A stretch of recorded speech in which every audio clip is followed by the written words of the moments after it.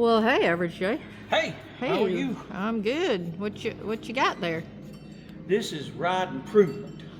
Ride improvement. Yeah, we decided to go with bigger tires on Honey Badger because we're going through these swampy places, and we put Super ATV forward arched A-arms on it.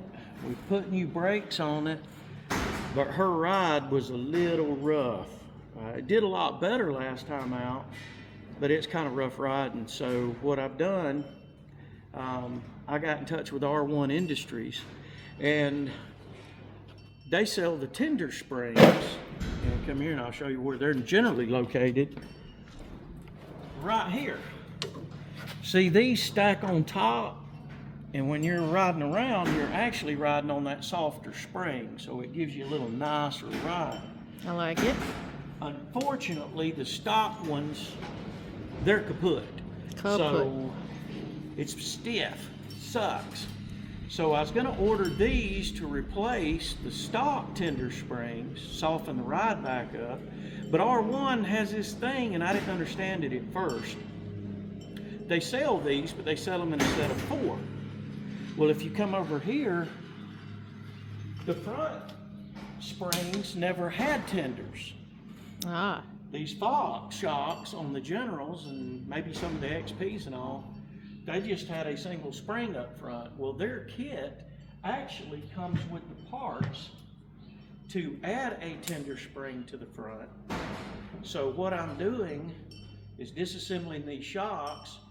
I'm gonna put tenders up front, adjust everything, replace the tenders in the rear, and Honey Badger should ride better than brand new. And you can quit talking trash about her. No, I'm never going to keep talking trash about her because Fluffy's always going to be my favorite. Listen. But Honey Badger don't care. Honey Badger is tough. You got to give these Generals credit. They're tough, they're agile, they just road rough. And if we fix that, I may actually give Honey Badger a little more love in the future. But that's what we're doing, and if you're interested in doing this, I'm going to go through the steps. You can hang out and watch this. Alrighty. Step 1, you got to get all the mud and crud out of the threads on these shocks. Now, these are aluminum bodies, and so I just got a brass bristle brush here, and I'm cleaning these threads up so that we can back all this pressure off to disassemble this shock, and take a few minutes and get these threads cleaned. It makes that job so much easier. All right, we got the threads good and clean, and I'm gonna put just a little bit of, well, in this case, penetrant. It's not lubricant. And we're gonna back these collars down to take the tension off the spring. I don't have a nice big shock tool set up, and if I were working bigger shocks, I'd go rent one, borrow one, steal one, whatever. But these shocks, you actually don't need the tool on. You can back your locking collars down and relieve all the pressure and stack your springs. So all you need is the little tool that comes with the kit. So it's not a big deal. So we're going to back these down, disassemble this shock, add the new tender spring. I can't wait. That's going to be kind of cool. Like I say, stock Generals, at least this year model, didn't come with front tenders, even on their Fox. So it actually should be better than new. So we'll get to check that out. Of course, we don't want to spoil ourselves too much. Honey Badger's a tank. If we get too fluffy, we may start hitting stuff too hard, because Average Pam tears stuff up. I do not. Yes, you do. And if I make it more comfortable, I may be out here more often. Alrighty, we're gonna run these, because the tender springs add a lot of length to the front shock. I'm just gonna go ahead and run these all the way down to start with. We're gonna set a kind of a baseline tension on the table. Your fine tuning will have to be done once you've reinstalled them and the machine's sitting on the ground. It's not a hard process. According to R1, on the front, and these springs would be installed like this with the new tenders in place, for every inch you come down here, you're going to gain roughly 2 inches in ride height. So it's really important to measure your stock machine's height before you pull the shocks. That way you can reestablish the original ride height and get that extra comfort. Because So we're going to back this down, disassemble, and I'll show you exactly how these springs go on. It's not a bad job at all. I certainly wouldn't be afraid to do this in a driveway or in a garage with a handful of tools. All you got to do is remove nuts and bolts, take the shock out, and go through this process. I wish we'd have done some like before and after scientific, maybe put an accelerometer in, wrote the same speed in places, and see how much difference this makes. But I back these all the way down, turn your shock over. Now this little bump will slide down, you pull that retaining ring out,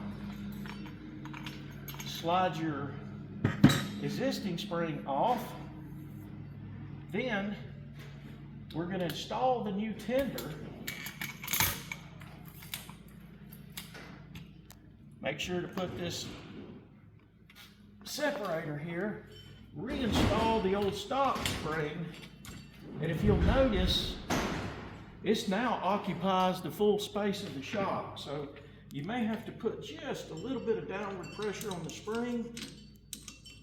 We're going to pop that clip back in, and bada boom.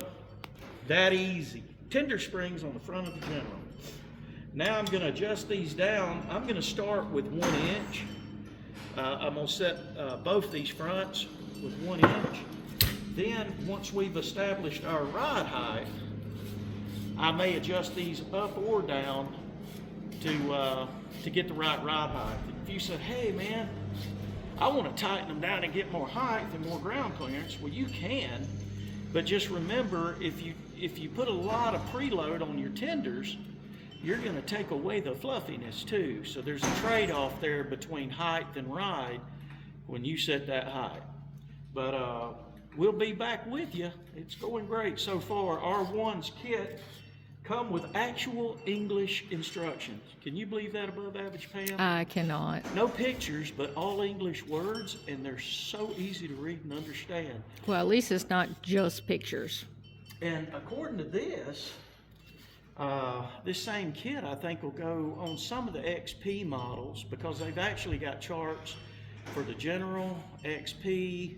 So for less than 300 bucks, much better ride, this is a no-brainer. So we'll be back with you as we continue the saga of upgrading Honey Badger to make her a full-blown, for-real swamp donkey machine. Swamp donkey. All right, before we put these shocks back on, there's one more thing I want to check, and that's the nitrogen charge, and to make sure that it's fully serviced.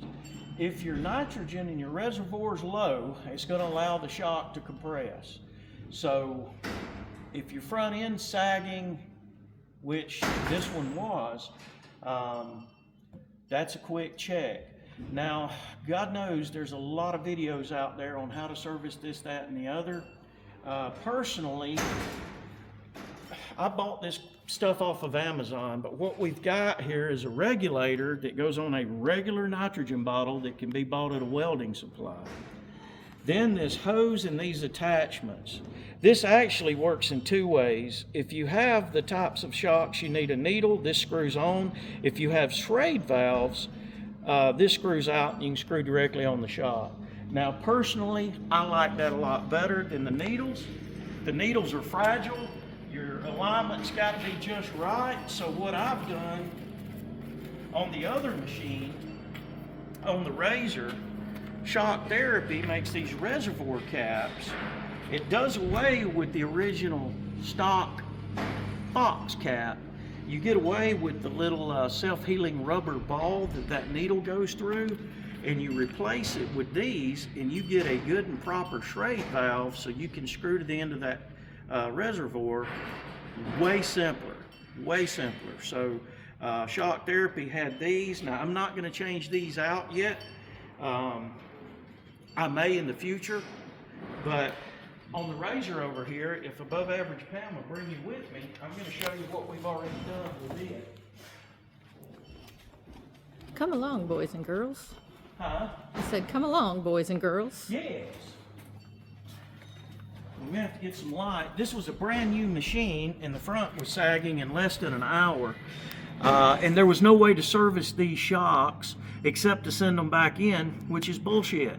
So what I did is ordered the Shock Therapy. Now if you run into Pro Rs, you run this short reservoir cap for clearance. It's really a simple job. A lot of people drill through. On these, you just simply had a Torx fit screw. You backed it out, deflate it, knocked the stock caps in. There's a little clip ring in there that's a total pain in the butt, but you can grab it with a small bladed screwdriver, pop it out. There's O-rings on these caps. Make sure the bore's clean. Pop the new cap back in, pop your ring in, hook your service kit up, set your nitrogen level. And in the future, rather than needles or having to send this to the factory, all I've got to do is unscrew that cap, hook my rig up, add nitrogen. It's freaking ridiculous to pull a shock off, or the dealership to have to, send it back to the factory. Now I'm sure some of you shock engineers out there going, hey redneck, there was some sort of precise lab thing. And if you don't do that precise lab thing, it's going to blow your life up. Unlikely, and honestly, we're not racing.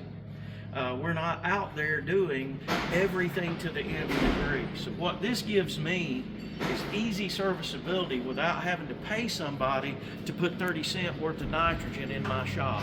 So we're going to roll with it. So far, since we've done that and run it, I've noticed no difference other than I got over 3 inches of ride height back when we got the nitrogen level serviced back to where it should be. So that's what we're about to do to this shock. And pardon me if this is tedious, but I've already broke one needle today. But you got to be dead center and see it inserted in. Now I'm going to open my valve. I've already preset my pressure. Now from what I had read, 125 to 150 was pretty much the factory. Some people said that if you're racing, you can bump up to 200. Well, we're not racing.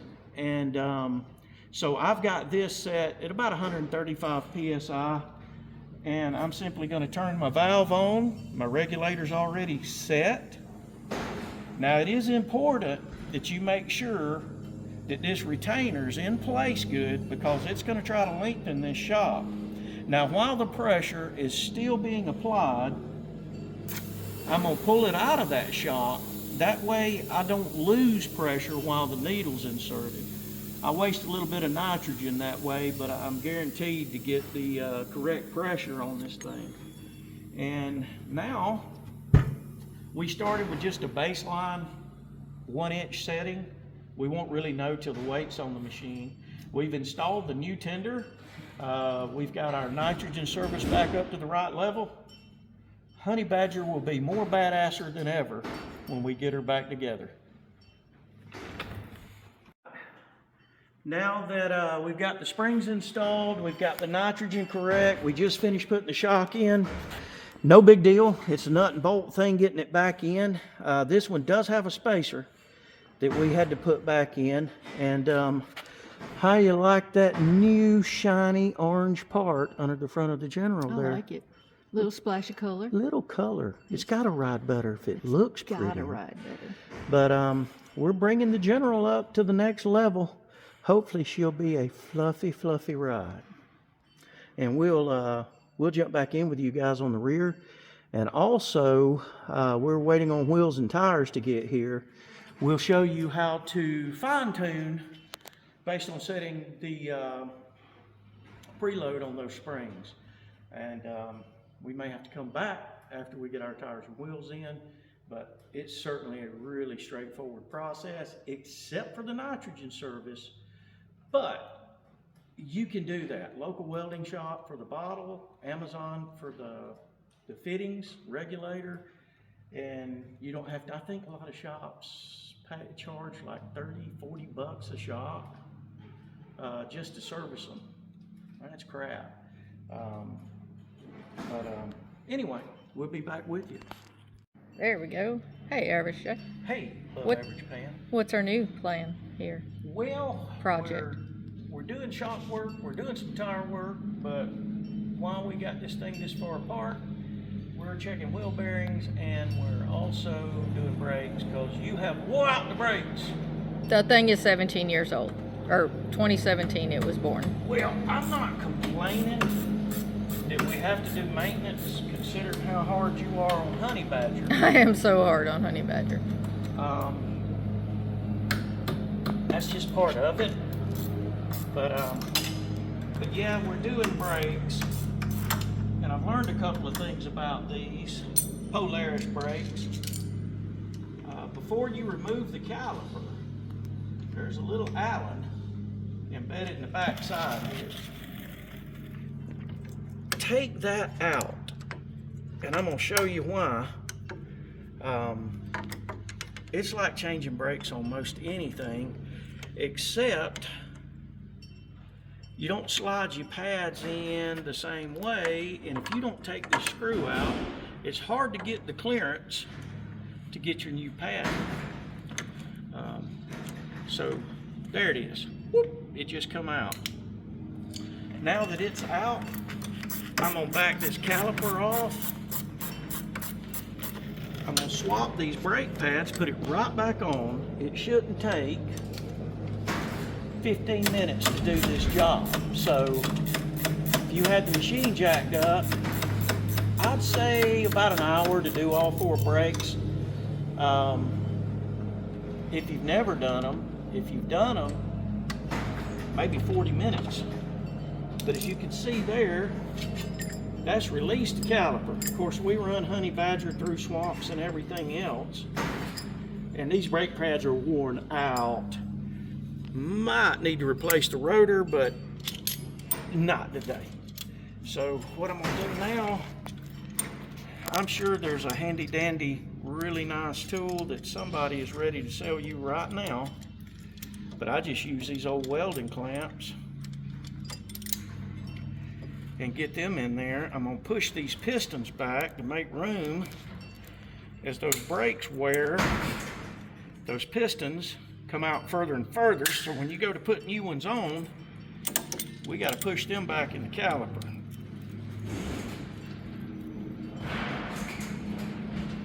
And these welding clamps will reach around so that you can clamp up against stuff that won't hurt. These, I think, come from China Freight. They're cheap. They're like $5 or $6, maybe $8 now. And I'm just going to move back and forth. I've actually got 2 of them, and a lot of times on these bigger calipers, I'll clamp them both up. But that's stuff I do in private. I'm not going to show off that I have tool privilege and own 2 sets of these. Now, once we get these clamped up nice and even, check this out. All you got to do is slide these old backings off, make space, they'll swing out, done. Look what you did to her brakes. There is none. Oh my gosh. There is none. Then I'm going to install the other one, just the opposite. By taking that Allen back, it lets this compress just enough that you don't have to fight those new brake pads going on. Oop, I was about to put that one in backwards. Of course, it was already metal to metal, so you probably couldn't have noticed the difference. But it'll work on I'd it. have more, at least having one with some brake Actually, pads it on would it. have. even that one in backwards. Look at there. Installed, no struggle. No ugly words, which sometimes gets loose in this shop. I hear them from time to time. And we're gonna reinstall these bolts. Were you keeping time, average Pam? How quick could I snatch these things off? I mean, this whole video is so far 4 minutes and 54 seconds. By golly, I've been really cool to have my power tools set up and done it under 5 minutes. You could have, but you didn't. I didn't. We're gonna do it the old-fashioned way. Because he likes the struggle. Click. That one's torqued to spec.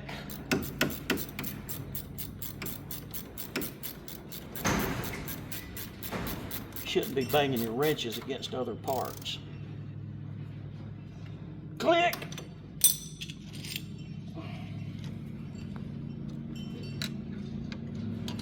Let's get this little Allen screw set in there, get it started. Don't forget to put it back in. Mud packs up behind there. It'll be a mess. You won't ever find another one. You'll end up looking around on Amazon for an obscure little part number. Then you'll break down, call Partzilla, and spend $9 on this stupid little set screw. That's the way that works.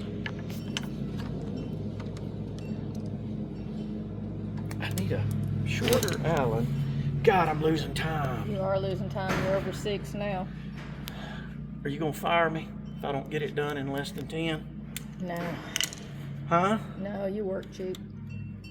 Oh, damn it. I was kind of hoping I'd get fired. I need a break.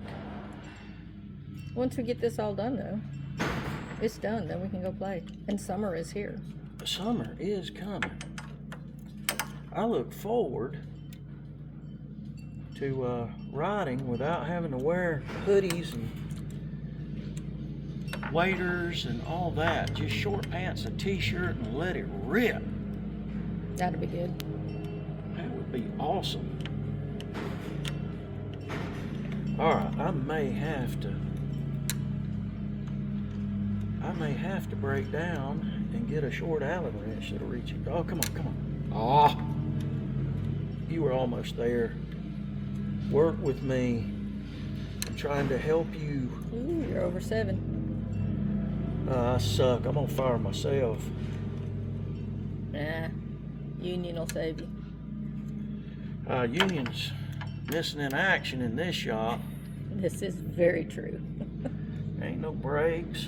Ain't no collective bargaining agreement around this place. That's true. You just work till it's done and take what you can get. There it went. Ta-da. You can make it under 8. You can make it under 8. I'm gonna do better than that on the next side. We're gonna have a new plan. Yeah, I'm gonna have a new tool. This one's a little big. All right. Done. Done. Done. 7:48. Not bad. Under 15, like you said it should be. Well, I was thinking 15 if you'd never done it. Oh, I've done you've these. done it a few times. I should be a little better than that.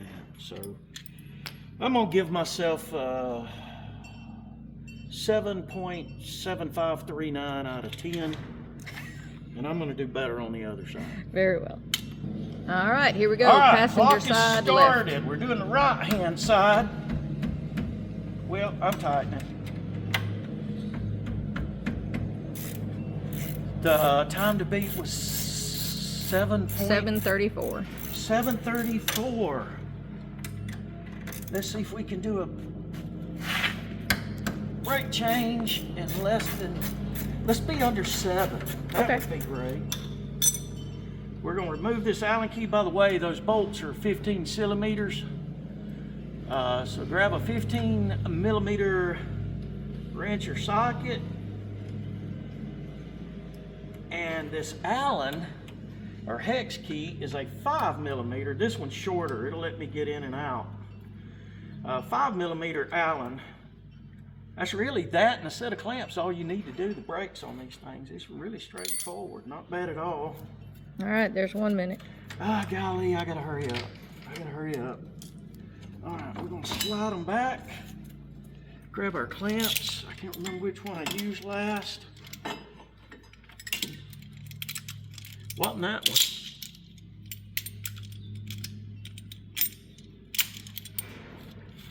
By the way, don't let your caliper swing by your brake hoses. It's not good. It's bad. We're better than that. We are. But I'm racing a claw. You so, little compression. Be gentle, moving those pistons back. Alrighty. We got a good purchase here. Maybe it'll, oh yeah, that one pushed in really nice. You run these things in the mud all the time. Sometimes they want to hang up. Not good.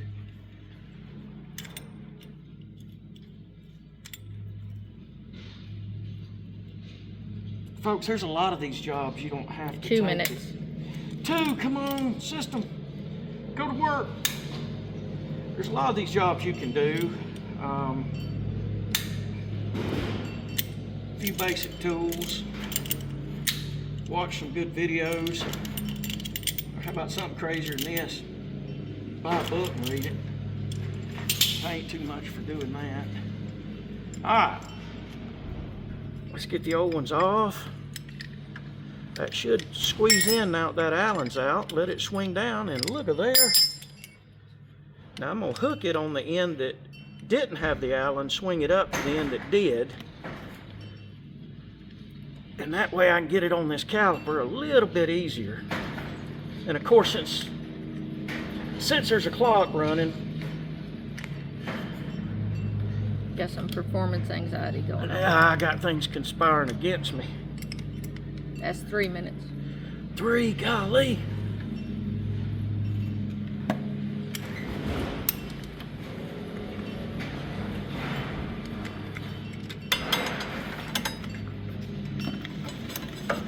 All right, that's back in place.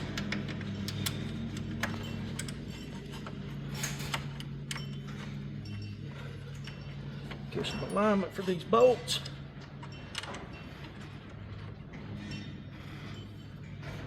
Get them back on.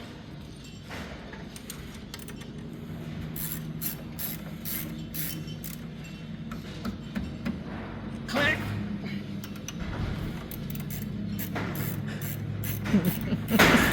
My students at school would just give me hell for that. Click.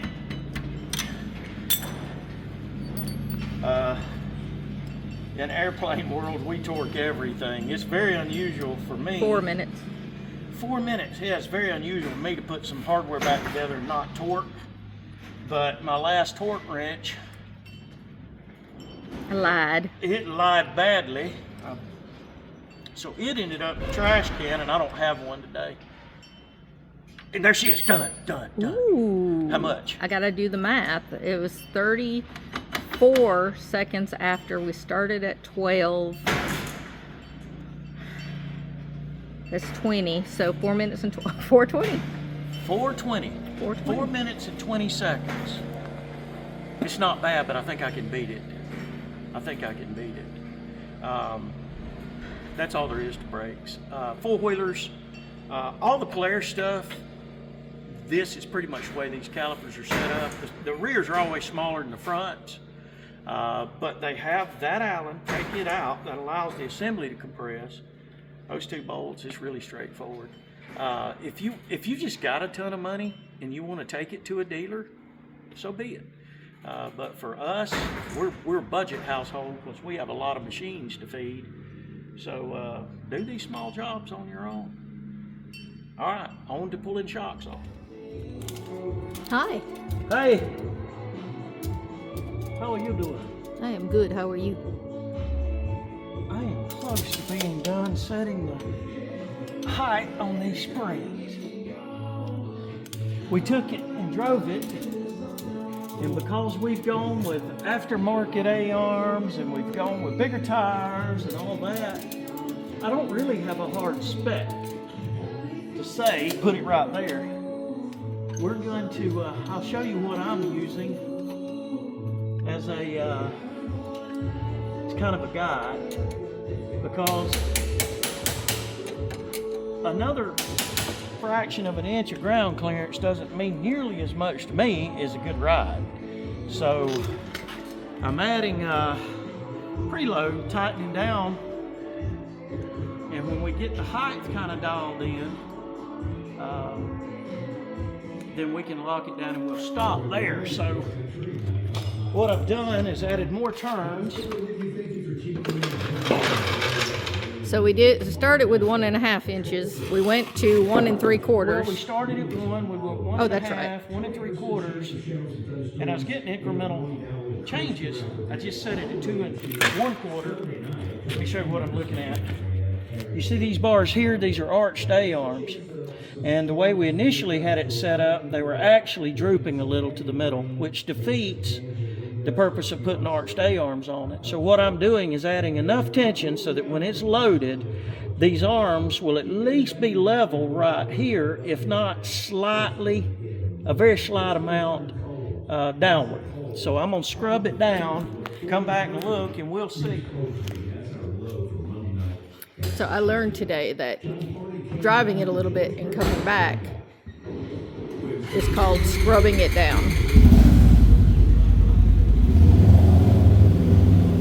Because when you set your rig down and it hasn't been moved, the tires are set wherever they are hanging. So now our tires are a little better. And let's see what average J says. I think it's close. It's close, but I think it needs a little more to bring those to be level, which would give you the clearance the arms is designed to give you. If you have a stock machine, you could measure before you add the springs, and then you could keep tightening down till you were back to original height. But like I said, we've made a lot of changes, so I don't have a hard number, but I got some common sense. So that's what I'm trying to do. We're really close. We took it and drove it, much better. Oh much my better. gosh, so much better. So we've let it down. You can see where the tires are, how they're leaning. And now we're gonna do the scrub off. She's so fluffy. Come here, Jake. There's Jake. The Wonder Beagle. The Wonder Beagle.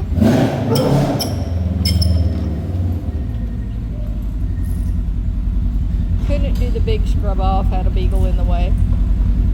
But let's look. They're setting pretty darn level. They're level at least. We're gonna try that and see how she rides. Okay. You want to go up more, don't you? I do, but I don't want to make the bad, I don't want to get them riding stiff. That defeats all the purpose of the tender springs, which they're still very, very open, so we can probably tighten some more and still have a good ride. In all my naivety, truly, if we put bigger tires on, that's not going to matter. Not for the shocks. The settings will stay the same. The bigger tires will just raise Everything up. the amount that the tire raises it. But tightening down on these coils raises the machine from a suspension point of view. Gotcha. Okay. But like I said, as you go higher, you get stiffer. And I don't want to trade good ride quality for a quarter or half inch more in height, because let's be honest, you can tweak all this crap, measure it scientifically, but the first mud hole you hit that's 2 inches deeper than your tires are tall, you're damn spinning and stuck anyway. Absolutely. So I don't want to get out of an uncomfortable machine to pull a wedge. I want to ride in comfort up to the point that I have to pull a wedge. So we can pull the winch out. Well, alrighty. I think we're going to leave it, ride it. Now, all the spring is made out of spring steel. What a concept, right? And as we ride, they'll settle some. So rather than getting too tweaky now, we've got a good general purpose height. We'll take it out, run it. When I bring it back, then we'll do one more check on them. We may have tightened a little bit, and those aren't the final tires that are going on it. We're waiting on that to come in. They're just thrown on it to move it around. So once we get all that, we ride, we'll come back. We'll take another look and we'll make some small adjustments. Just getting the nitrogen pressure back where it belonged, putting those tender springs in. God, it's already so much better. And of course, we put the A-arms on the front, so we're liking it. I tell you what, Generals are underrated. Everybody always looks straight to razor. I get it, we've got one. But for ride the trails, ride in the mud, pull a trailer, throw crap in the back, Honey Badger is just a killer machine. This machine's 8 years old, and it fires and goes every time. So don't discount a General because they're a sleeper. They'll surprise you. They will.